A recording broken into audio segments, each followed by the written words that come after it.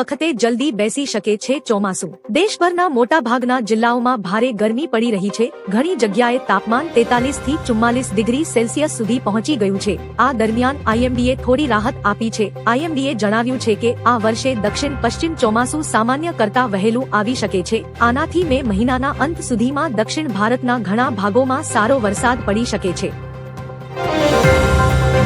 જગન્નાથ રથયાત્રા પૂર્વે એએમસી દ્વારા તૈયારીઓ તેજ। અમદાવાદમાં આગામી રથયાત્રાને ધ્યાનમાં રાખીને એએમસીએ તૈયારીઓ શરૂ કરી છે। તંત્રએ 19.5 કરોડના ખર્ચે મુખ્ય રૂટ પર રોડ રસ્તાના સમારકામ અને નવીનીકરણની કામગીરી મંજૂર કરી છે। ખાસ કરીને જમાલપુર અને ખમાસા જેવા વિસ્તારોના રસ્તાઓ સુધારવામાં આવશે।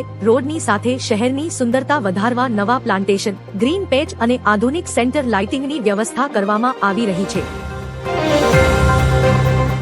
ગુજરાત ગરમીમાં શેકાયું। અમરેલી 43 ડિગ્રી સાથે સૌથી ગરમ। ગુજરાતમાં ઉનાળાનો પ્રકોપ વધતા જનજીવન પ્રભાવિત થયું છે। અમરેલી 43 તાપમાન સાથે રાજ્યનું સૌથી ગરમ શહેર નોંધાયું છે, જ્યારે રાજકોટમાં પારો 43 અને અમદાવાદમાં 42 ડિગ્રી રહ્યો છે। રાત્રિના તાપમાનમાં પણ 2 ડિગ્રીનો વધારો થતા અસહ્ય ઉકળાટ અનુભવાઈ રહ્યો છે। દરિયાકાંઠાના વિસ્તારોમાં બફારાની અને અન્યત્ર હીટવેવની આગાહી કરી છે। નાગરિકોને બપોરે બહાર ન નીકળવા અપીલ કરી છે।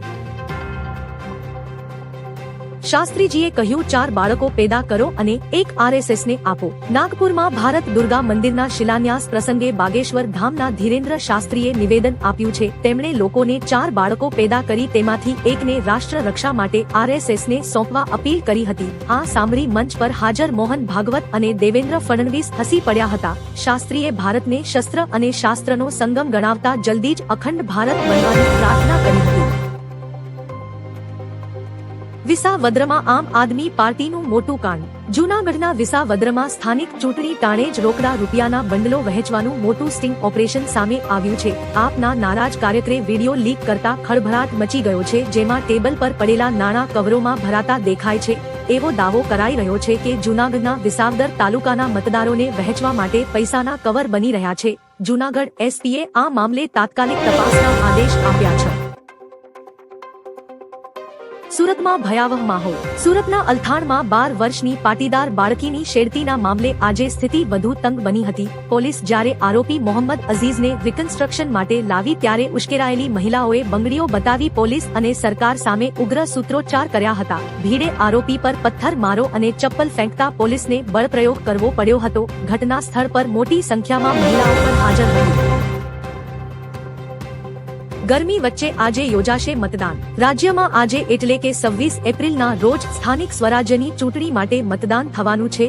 રાજ્યની 15 મહાનગરપાલિકા, 84 નગરપાલિકા, 34 જિલ્લા પંચાયત અને 260 તાલુકા પંચાયતોની કુલ 9,274 બેઠકો માટે મતદાન યોજાશે। મતદારો આવતીકાલે સવારે 7 વાગ્યાથી સાંજના 6 વાગ્યા સુધી તેમના મતાધિકારોનો ઉપયોગ કરશે। સાથે ગરમીને ધ્યાને રાખી તંત્રએ બૂથ પર પાણી અને ઓઆરએસ સહિતની ખાસ વ્યવસ્થા કરવામાં આવી છે। ખેડૂતો માટે મોટા સમાચાર।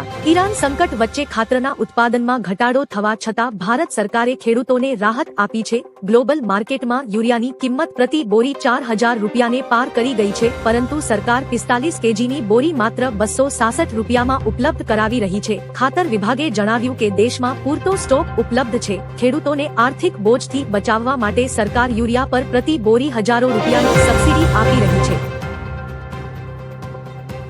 ચૂંટણી વચ્ચે મોદી સરકારનો મોટો નિર્ણય। પશ્ચિમ બંગાળની ચૂંટણીઓ વચ્ચે બીજેપી સરકારે એક મહત્વપૂર્ણ નિર્ણય લીધો છે। ભાજપના ધારાસભ્ય અને પ્રખ્યાત અર્થશાસ્ત્રી અશોક કુમાર લાહિરીને નીતિ આયોગના આગામી ઉપાધ્યક્ષ તરીકે નિયુક્ત કરવામાં આવ્યા છે।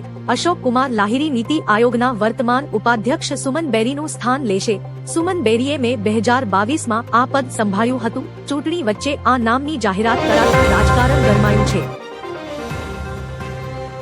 ઇમરજન્સી બેઠક યોજાઈ। સુરક્ષા વધારો અને એલર્ટ રહો। યુએસ કંપની એન્થ્રોપિકનું નવું એઆઈ મોડેલ ક્લાઉડ માઇથોસ વૈશ્વિક બેન્કિંગ સુરક્ષા માટે મોટો ખતરો ઉભો કરી દીધો છે। આ મોડેલ મિનિટોમાં જટિલ પાસવર્ડ અને સુરક્ષા સિસ્ટમો તોડી શકે છે। હેકર્સ તેનો ઉપયોગ કરી શકે છે। તેની ગંભીરતાને ધ્યાનમાં રાખીને નાણામંત્રી નિર્મલા સીતારમણે આરબીઆઈ અને આઈટી મંત્રાલય સાથે ઇમરજન્સી બેઠક યોજી। દરમિયાન તેના કોડ લીક થવાની સંભાવનાએ વિશ્વભરની બેંકોને એલર્ટ આપ્યું છે। સુરત આપમાં મોટું ગાબડું। સુરત જિલ્લાની માંડવી તાલુકાની સતવાવ તાલુકા પંચાયત બેઠક પર આમ આદમી પાર્ટીને મોટો ઝટકો લાગ્યો છે। આપના સત્તાવાર ઉમેદવાર રાજેશ ચૌધરીએ પક્ષ છોડીને ભાજપમાં જોડાવાનો નિર્ણય લીધો છે। સુરત જિલ્લા ભાજપ મધ્યસ્થ કાર્યાલય ખાતે જિલ્લા પ્રભારી ગૌતમ ગેડિયા અને જિલ્લા ભાજપ પ્રમુખ ભરત રાઠોડની હાજરીમાં તેમને કેસરીઓ ખેસ પહેરાવીને આવકારવામાં આવ્યા। રાજેશ ચૌધરીએ ભાજપના ઉમેદવારને સંપૂર્ણ સમર્થન જાહેર કર્યું છે। આજે સાચવજો ગરમી ભૂક્કા બોલશે। ગુજરાતમાં કાળઝાળ ગરમી વચ્ચે હવામાન વિભાગે આગામી 48 કલાકમાં તાપમાન 2 થી 3 ડિગ્રી વધવાની આગાહી કરી છે। અમદાવાદમાં યલો એલર્ટ અને આજે 44 ડિગ્રી સાથે ઓરેન્જ એલર્ટ જાહેર કરાયું છે। અમરેલી 43 ડિગ્રી સાથે સૌથી ગરમ રહ્યું છે। પશ્ચિમી પવનોને કારણે દરિયાકાંઠાના વિસ્તારોમાં ભારે ભેજ અને અસહ્ય અકળામણ અનુભવાશે। આગામી 7 દિવસ વાતાવરણ સૂકું રહેશે। જૂનમાં થશે મોદી અને ટ્રમ્પની મુલાકાત। પીએમ મોદી અને રાષ્ટ્રપતિ ટ્રમ્પ વચ્ચે જૂનમાં મુલાકાત થઈ શકે છે। G7માં ભાગ લેવા માટે મોદી ટ્રમ્પ ફ્રાન્સ જશે। પીએમ મોદી અને ટ્રમ્પની મુલાકાત પહેલા અમેરિકી વિદેશ મંત્રી ભારત પ્રવાસ કરશે। અમેરિકી વિદેશી મંત્રી માર્કો રૂબિયો આગામી મહિનામાં દિલ્હી આવશે।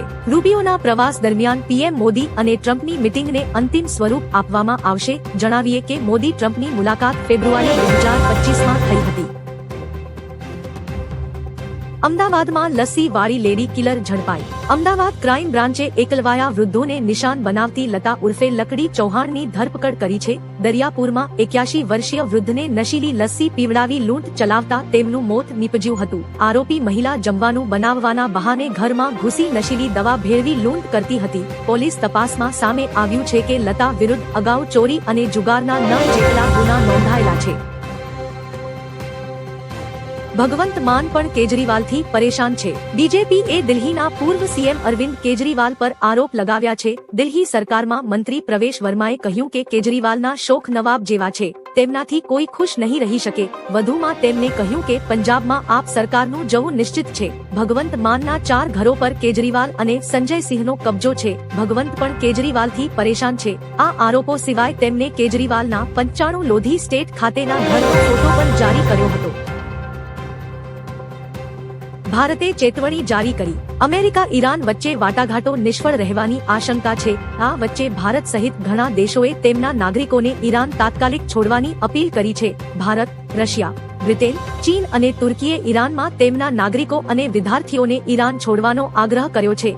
જણાવીએ કે જો શાંતિ મંત્રણા નિષ્ફળ જશે તો યુદ્ધ થવાની પ્રબળ શક્યતાઓ છે। આ વચ્ચે અમેરિકાએ પણ ફરી હુમલો કરવાની પૂરી તૈયારીઓ દર્શાવી છે। કેજરીવાલે ગુજરાતમાંનું સોશિયલ મીડિયા બ્લોક કરવાનો આરોપ લગાવ્યો। અરવિંદ કેજરીવાલે શનિવારે આરોપ લગાવ્યો હતો કે ગુજરાતની મહત્વપૂર્ણ સ્થાનિક સંસ્થાઓની ચૂંટણીના એક દિવસ પહેલા જ આમ આદમી પાર્ટીના સોશિયલ મીડિયા એકાઉન્ટ્સ બ્લોક કરી દેવામાં આવ્યા છે અને આ ઘટનાક્રમ પર ભારતીય જનતા પાર્ટીને નિશાન બનાવી હતી। સોશિયલ મીડિયા પ્લેટફોર્મ એક્સ પર જઈને અરવિંદ કેજરીવાલે આ પગલા પર સવાલ ઉઠાવતા પૂછ્યું કે ભાજપ ગુજરાતમાં તેમની પાર્ટીની વધતી હાજરીથી કેમ ડરી રહી છે। વૈભવ સૂર્યવંશીએ ઇતિહાસ રચ્યો। આઈપીએલ 2026માં હૈદરાબાદ સામે રમતા વૈભવ સૂર્યવંશીએ બેટિંગમાં તરખાટ મચાવતા ઇતિહાસ રચી દીધો છે। તેણે માત્ર 15 બોલમાં અર્ધસદી અને 36 બોલમાં શાનદાર સદી ફટકારી છે। પોતાની વિસ્ફોટક ઇનિંગ દરમિયાન વૈભવે 11 સગ્ગા અને 5 ચોગ્ગા ફટકાર્યા હતા।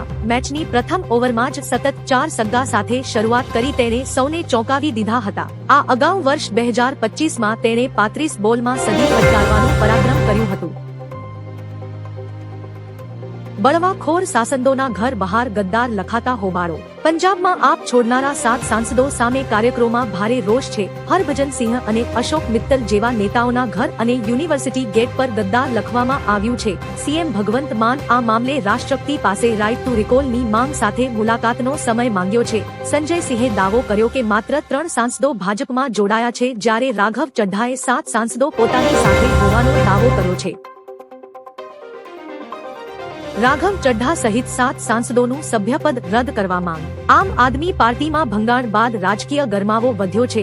ભાજપમાં જોડાયેલા રાઘવ ચડ્ઢા સહિત 7 રાજ્યસભા સાંસદોનું સભ્યપદ રદ કરવા માટે આપ સાંસદ સંજય સિંહે માંગણી કરી છે। સંજય સિંહે આક્ષેપ કર્યો છે કે ગુજરાતમાં ભાજપ સતત આપ નેતાઓને નિશાન બનાવી ખોટા કેસ કરી રહી છે। સંજય સિંહે લોકશાહીના મૂલ્યો જાળવવા અને પક્ષપલટો કરનાર સામે કડક કાર્યવાહી કરવા પર ભાર મૂક્યો છે। અમેરિકાનો હથિયાર ભંડાર ખાલી થવાના આરે। ઈરાન સાથેના 38 દિવસના યુદ્ધમાં અમેરિકાએ ચીન માટે અનામત રાખેલી મિસાઇલો વાપરી નાખતા સંરક્ષણ ચિંતા વધી છે। આ યુદ્ધમાં દરરોજ 90 અબજ રૂપિયાનો અધધ ખર્ચ થયો હતો। અમેરિકાએ 1100 સ્ટીલ અને 1000 થી વધુ ટોમહોક મિસાઇલો છોડી છે। કુલ $35 અબજ ના ખર્ચ સાથે અમેરિકાનો સ્ટોક હવે ખતમ થવા આવ્યો છે। હજારો ટાર્ગેટ પર હુમલાને કારણે વ્યૂહાત્મક હથિયારોની અછતની સ્થિતિ ઊભી થઈ છે। હોર્મુઝ પર કંટ્રોલ દુનિયા માટે જરૂરી છે। પેન્ટાગનમાં પ્રેસ કોન્ફરન્સ દરમિયાન અમેરિકી રક્ષા મંત્રી પીટ હેંગસેંગે કહ્યું કે હોર્મુઝ પર અમેરિકી કંટ્રોલ દુનિયા માટે જરૂરી છે। આ મહત્વપૂર્ણ માર્ગથી અમેરિકી પરમિશન વગર કોઈ જહાજ નીકળી શકતું નથી। હોર્મુઝ સ્ટ્રેટમાં ઈરાની જહાજો પર નાકાબંધી ત્યાર સુધી જારી રહેશે જ્યારે સુધી ઈરાન તેના પરમાણુ હથિયાર બનાવવાની યોજના છોડી નથી દેતું। ઈરાન અમેરિકા યુદ્ધ વચ્ચે પાકિસ્તાનમાં મોટો ખેલ। ઈરાન અને અમેરિકા વચ્ચે વધતા તણાવને ઉકેલવાના પાકિસ્તાનના પ્રયાસોને મોટો ઝટકો લાગ્યો છે। અમેરિકી પ્રતિનિધિ મંડળ પાકિસ્તાન પહોંચે તે પહેલા જ ઈરાની વિદેશ મંત્રી અબ્બાસ અરાગચી અચાનક પરત ફર્યા છે। અરાગચીએ પાકિસ્તાની પીએમ શાહબાઝ શરીફ અને આર્મી ચીફ આસિમ મુનીર સાથે મુલાકાત કરી હતી, પરંતુ મધ્યસ્થીની આશા હાલ તૂટી ગઈ છે। બંને દેશો વચ્ચે મંત્રણા અનિશ્ચિત બની ગઈ છે। ઈરાની અર્થવ્યવસ્થા પર વધુ એક હુમલો। અમેરિકાએ ઈરાન પર મોટો આર્થિક હુમલો કર્યો છે। તેણે ચીનની હેંગલી પેટ્રોકેમિકલ રિફાઇનરી અને 40 શિપિંગ કંપનીઓ અને ટેન્કરો પર પ્રતિબંધો લાદ્યા છે। રિફાઇનરી પર વ્યાપક ઈરાની તેલનું પ્રોસેસિંગ કરવાનો આરોપ છે। ઈરાની તેલના પરિવહન માટે શિપિંગ કંપનીઓ અને ટેન્કરો પર પણ પ્રતિબંધો મૂકવામાં આવ્યા છે। અમેરિકાના આ પગલાથી ઈરાનની પહેલાથી જ સંઘર્ષ